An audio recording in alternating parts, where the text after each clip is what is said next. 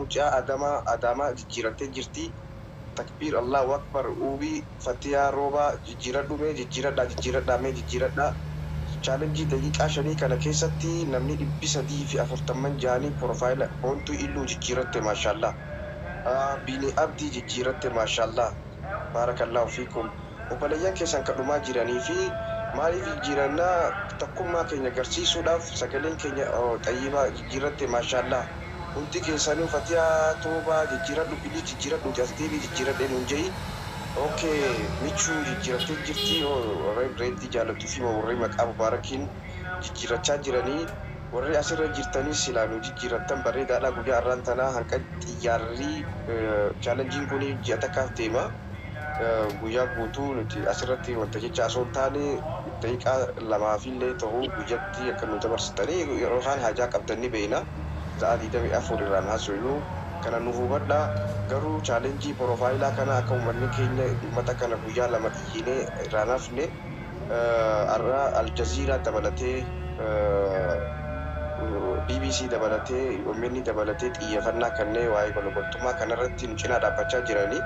Kaleessallee Dajanee Guutamaan faan warri TikTokii silaa chaalenjii kanatti dabalamee miidiyaa nu to'atee nu jilleen irraa hojjechuun hedduu Aljaziiraa wajjiidhaan nuuf salphaadha jedhanii.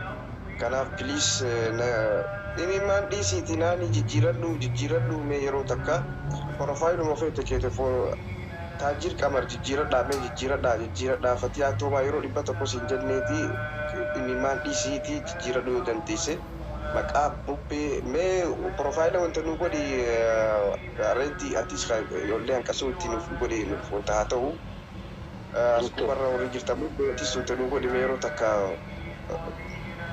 afran yeroo takka daqiiqaa hanqa xumuradhu piliis. Alimaa amaan jijjiiradhu nafxeenyaa diina Oromoo jijjiirattee jirta. Asumarraa iskiriishuutti godhatanii jijjiirattanii iskiriishuutti kanuma Ustaad Ahmadiin Jabal haa ta'u, ka Abdii Culullee haa ta'u, Keessanaa haa ta'u, ka Daa'iman haa ta'u, ka ijoollee mana hidhaa kanuma fedhee bifa keeffeetanii feesan siif kaasaa. Feetan ka Ustaad Ahmadiin Jabal, feetan ka Caaltuu, feetan ka Abdii Culullee, Arsii Abdii Culullee illee du'aa godhaanii dhukkubaa xiqqashoo mana yaalaan harkannee inni illee rakkina keessa jira. Ijoolleen manni isaanii keessa namni illee baay'een kan du'e jira. Baay'inaan kaanis dhukkubsataa jira. Dhukkuba daddabaraati jira. Piliis uummata kanaaf haadha qabnu guyyaa takkichaa kana wanni takka nurraa waan wanta jiru jiru. Piliis nutis akkuma achi hidhamnee miidhaa isaanii san obsinaan jijjiirattee galatoomii Arsii warra adii jijjiiradhu piliis jijjiiradhaaf deebi'a. Hanqa dandeessanii namni 400 kun yoo nu jijjiirtan wallaahi chaalenjii guddaadha. Kaleessa mana Abu Sabaraddiinitti yoo xiqqaatee nama 5,000 nu jijjiire gama TikTokiin gama akkanumatti karaa Sheek Riyaadiinis namni baay'ee nu jijjiiree jira.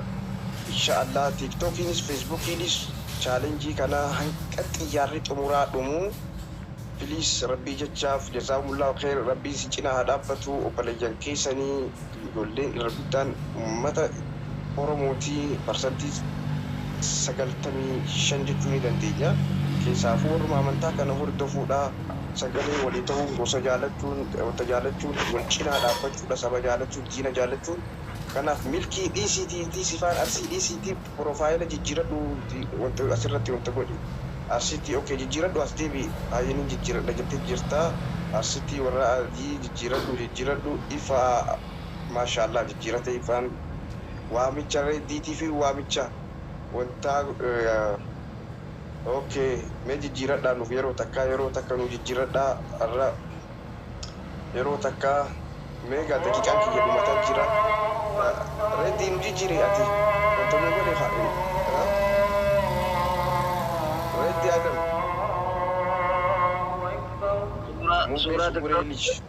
suuraa filataara suuraa malaayii roon jiruuf suuraa hunda filatu. Yeroo takka silaa warri gastiin mubbee ni jirta meenu ati hedduu maqaa keetiidhaan baay'ee namni nu jijjiira jeetii yaada.